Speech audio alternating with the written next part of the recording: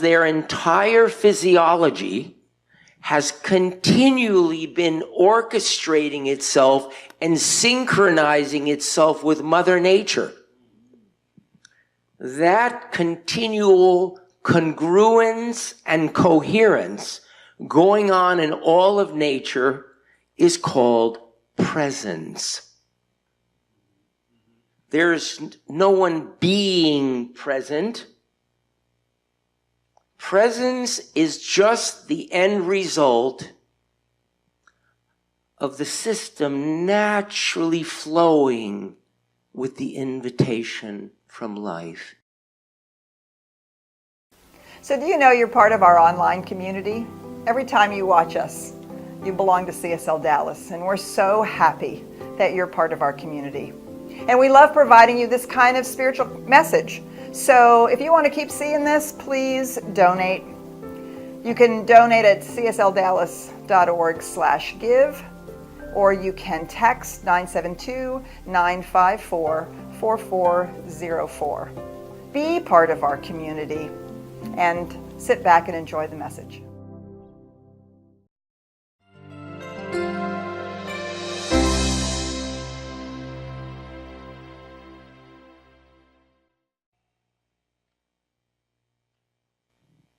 I'm so grateful to be here.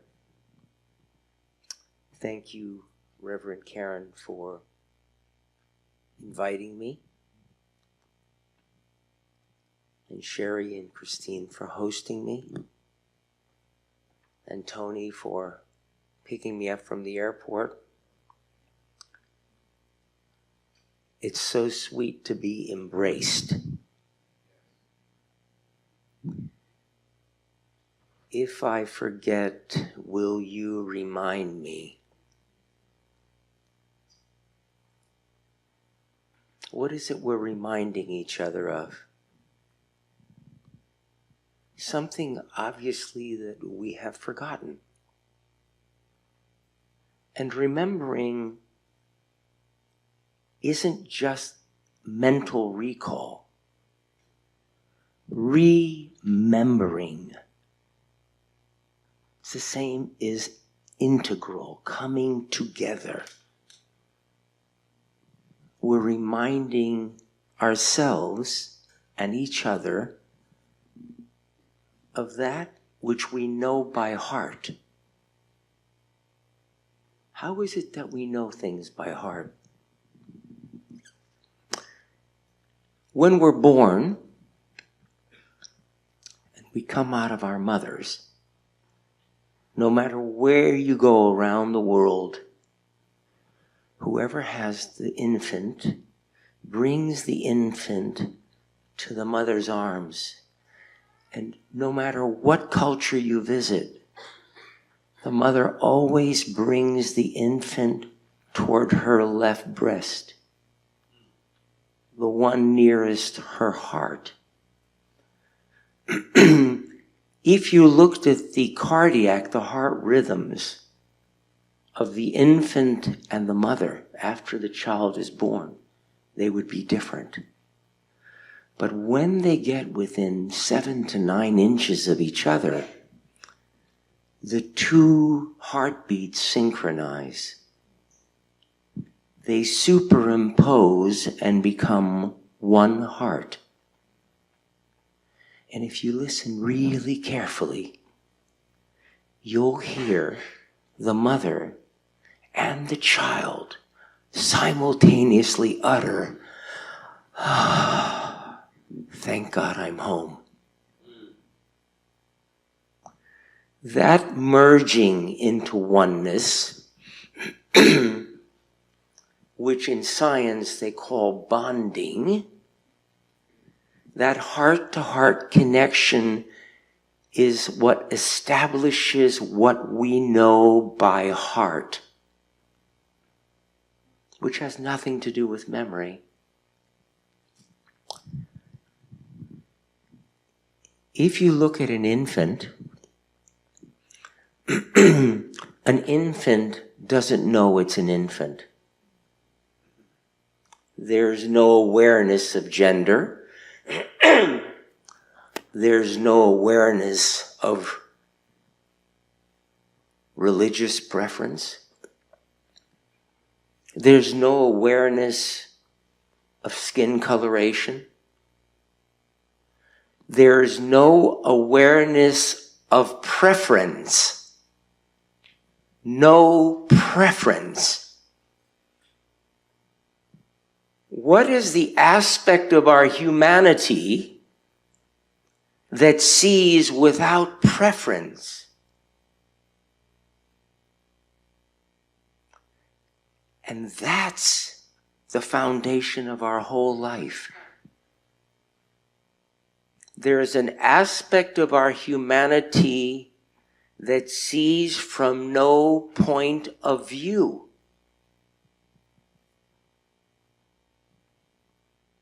That's what our awakening is about. It's not about learning something new. It's about, if I forget, will you remind me? This is where we came from. This peace, this serenity, this love is what the word aloha means. Those are the qualities that are imprinted within our humanity at the moment that we enter. How do we come back and remember not what we've learned, but remember what we have forgotten? Jesus spoke about this. It's interesting when Reverend Karen said to me, "What will you speak about at the service?" I don't have the slightest idea, because I'm only the dummy. The ventriloquist is somewhere else. And she said, "Well, you can speak about anything you want, but the theme is going to be Christ consciousness." I said, "Okay, we'll talk about that." I had no idea. I never know until the guidance comes. And then my flights got switched around and I ended up coming to Dallas on Spirit Air.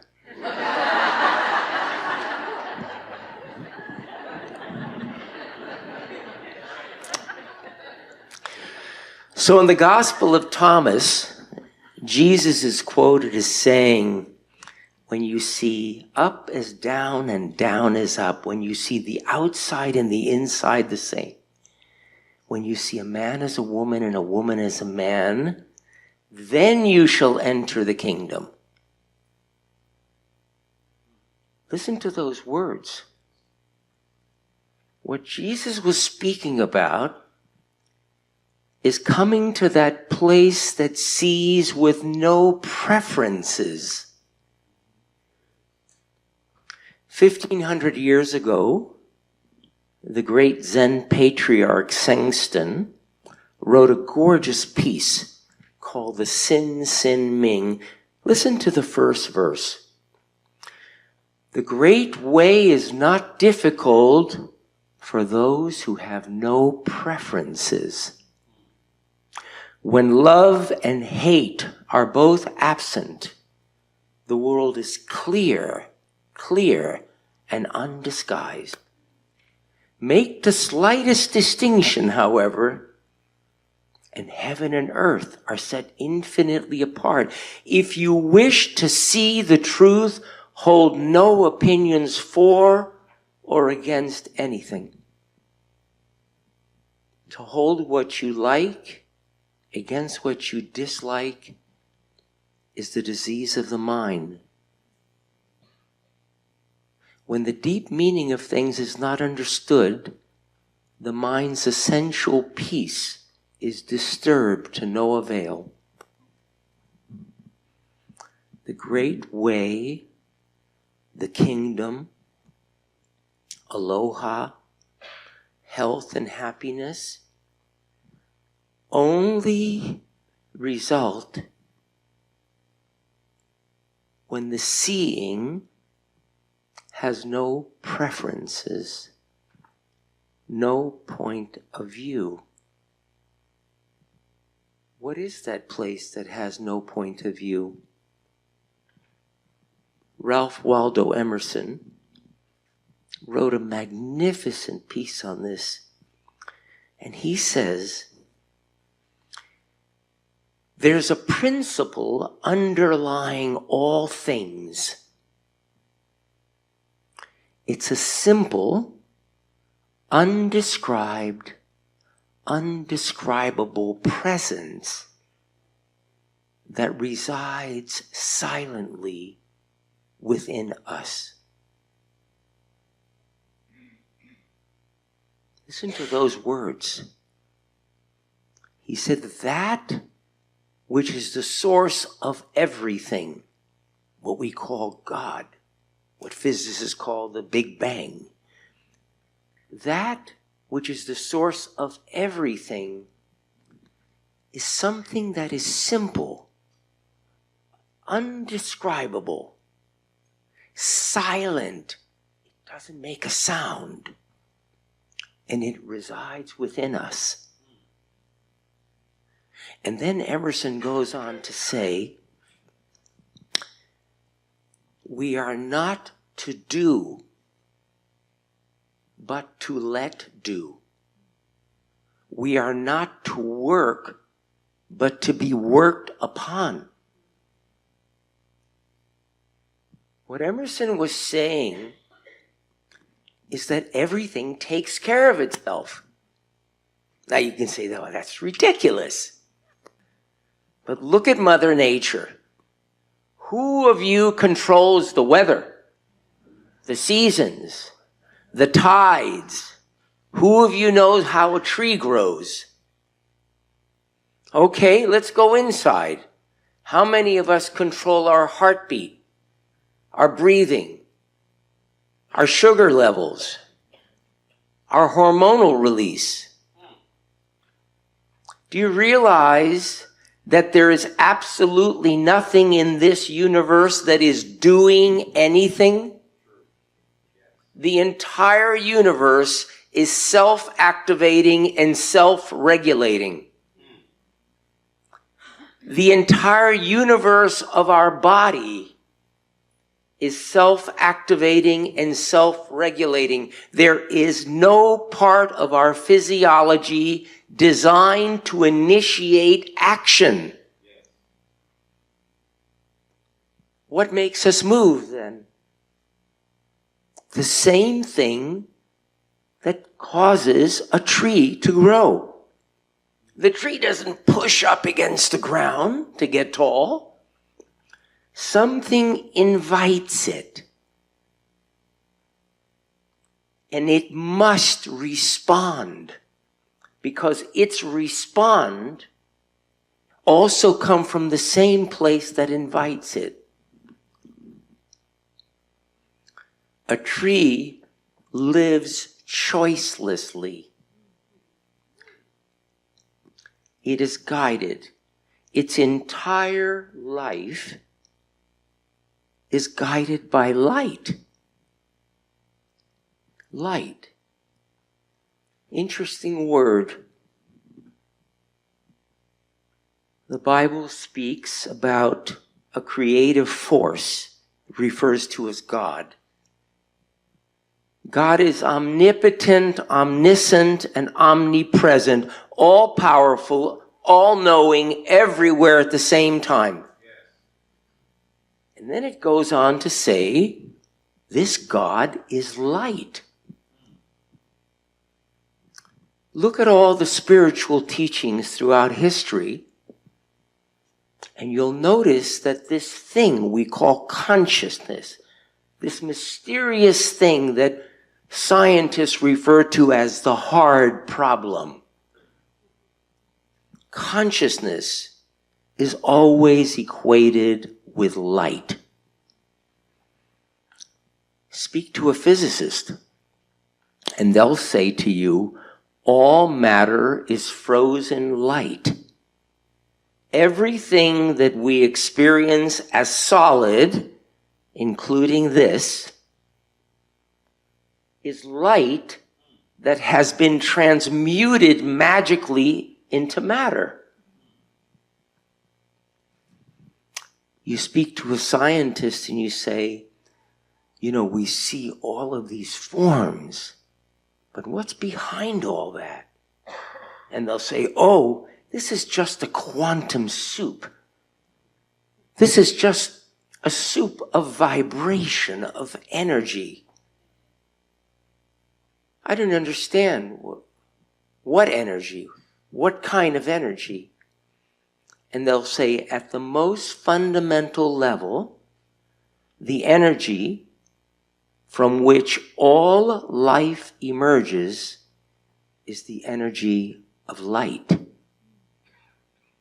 If you ask them to say a little bit about light, they'll use different words, but they'll tell you that light behaves as if it is all-powerful, all-knowing, and everywhere at the same time. The light that we confuse with brightness during the day, because light is invisible. It cannot be seen any more than you can see godliness.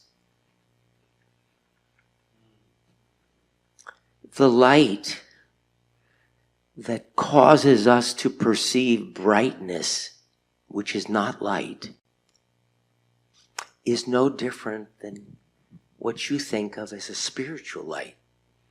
It's all the same light. And it's guiding every step of our lives scientifically.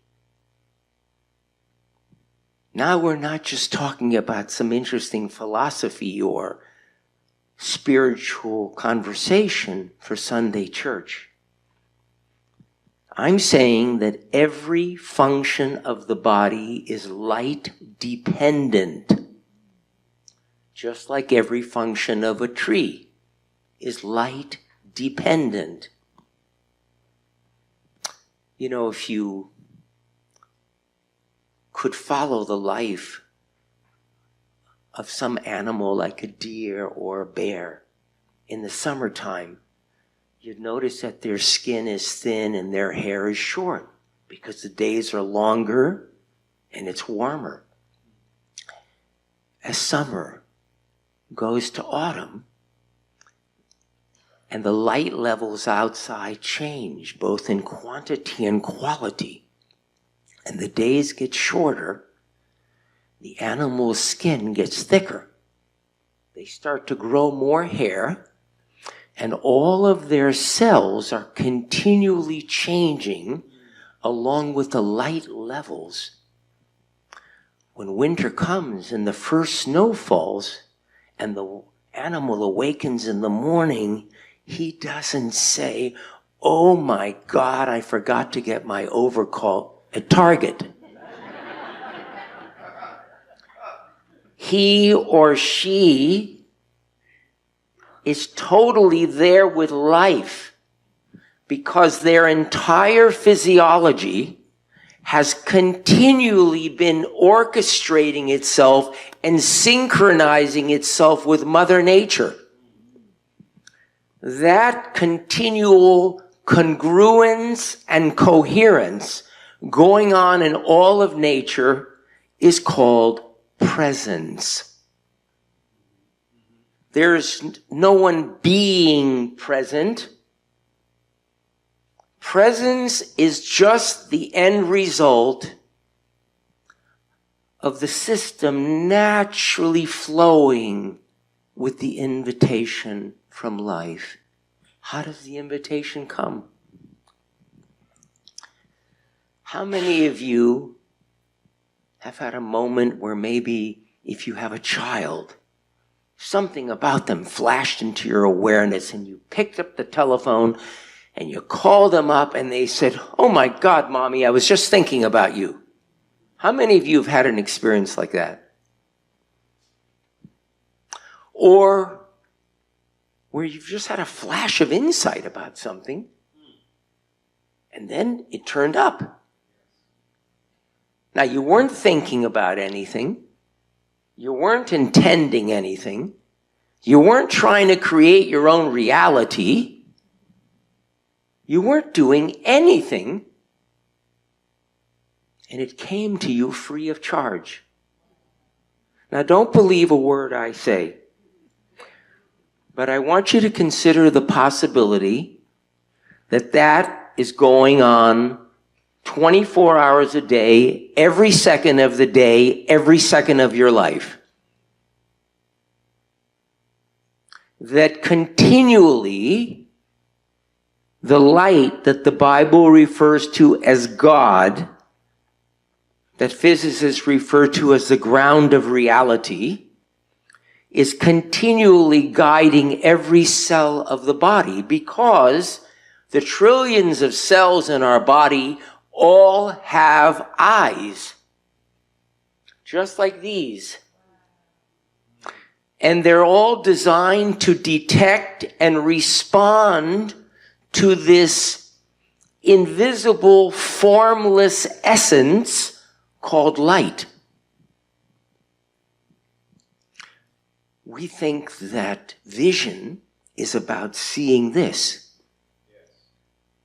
But the eyes are designed to detect and respond to a single photon of light.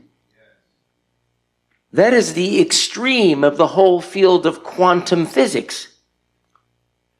And you might say, well, what's the value of quantum physics?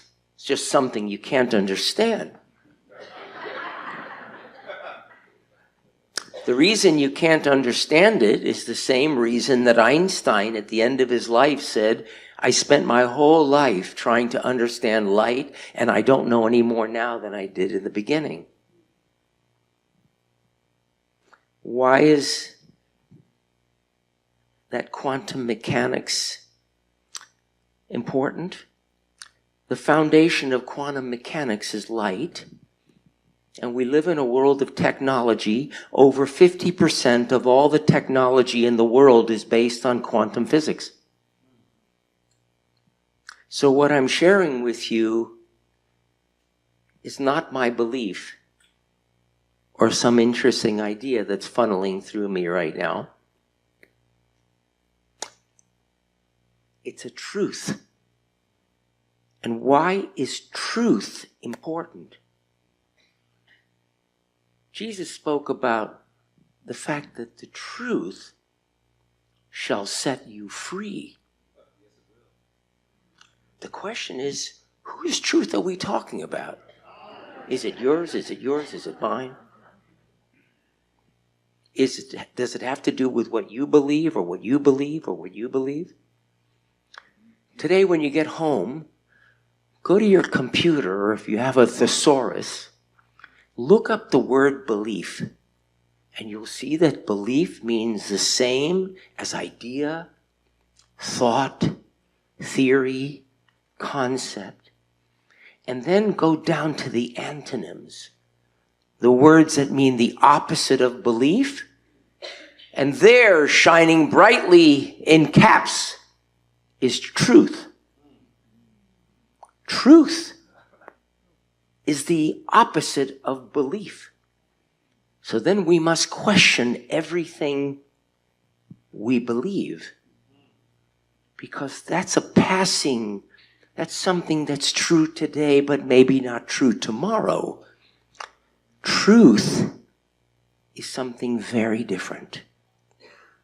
Truth is what is seen when the source of the seeing sees unconditionally, without preferences.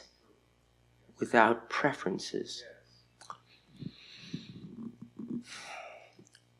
You could spend your whole life trying to quiet your mind, and it would be like trying to quiet your heart. It won't work.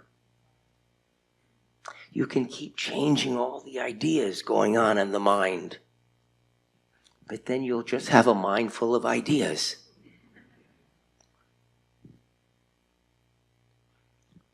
But consider this. Close your eyes for a second. Just sit and notice any sensations in that which you call your body. Notice the sensation of the chair against your back.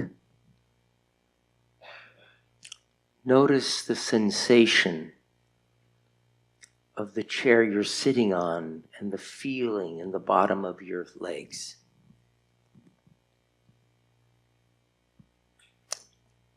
Notice this thing that we call breathing that is happening to us rather than by us.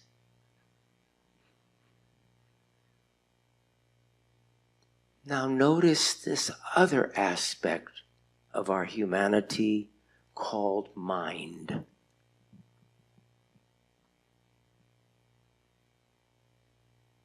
And perhaps you'll notice a thought emerge. Or maybe a worry. It might say, oh, that's very interesting. Oh, that's absolute silliness. Notice how that thing we call mind lives in a world of duality. It does not live in a world of oneness. It can never know oneness. Doesn't have that ability. We often hear about letting go, but that mind which chooses chocolate over vanilla has the function of grabbing. I want that. I don't want that. I like that. I don't like that. It's designed to grab, not designed to let go. Now, as you notice activity in the mind, come back a second and let me ask you, what was noticing the activity going on in that thing you call mind? What was that something that without saying a word noticed what was going on in the mind? What was that simple, undescribed, undescribable presence that resides silently within us? If you recognize that the only reason you're aware of mental activity is because you, your soul, is observing it, and your soul has no preferences. It doesn't want chocolate over vanilla. It sees everything. It knows everything, but it doesn't know that it knows, because there's no personality there. If we recognize that we are aware of everything because of this observer, something profound happens. 42 years ago, while I was a practicing physician and scientist, I had a profound experience. I had worn glasses for 9.5 years. And I sat down, it was 1976, and I removed my glasses, and I sat down and I closed my eyes, and I began my meditation practice. And somewhere in the midst of that, Jacob Lieberman disappeared. I don't know what happened to him, but the only thing that was there was this silent, peaceful clarity. My eyes were closed, but something could see me in the room. There was no sense of where the seeing was happening from. In fact, it was so profound that when I came out of this experience, my eyesight was crystal clear. And when someone said to me, "What happened?" and I said, "I don't know," it felt as though I became the sky.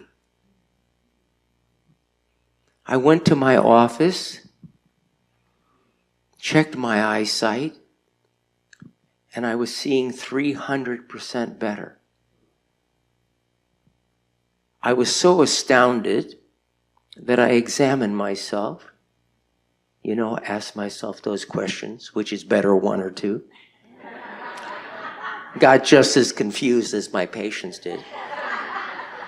And even though I couldn't see what I was doing on the instrument, I kept changing the lenses. When I finished, I came out from behind the device thinking my prescription has to be weaker after all. I'm seeing 300% better. But the prescription hadn't changed at all. In other words, something was seeing 300% better with no change to my eyes. Now, at that point, I didn't know whether to be excited or terrified. Wasn't supposed to happen, but it has remained for 42 years. I'm 70 years old. I've never had a pair of glasses on my face since that day.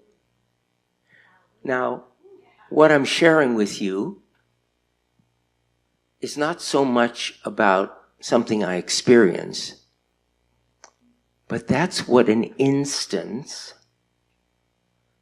of coming to that place that sees without preferences can initiate. It's not something we have to try to do or we can figure out how to do it. It only happens when all the figuring out stops. The mind will never stop thinking. But if you recognize that you are the observer, that silent observer without any preferences, over time, the chatter starts to reside and move back and move back.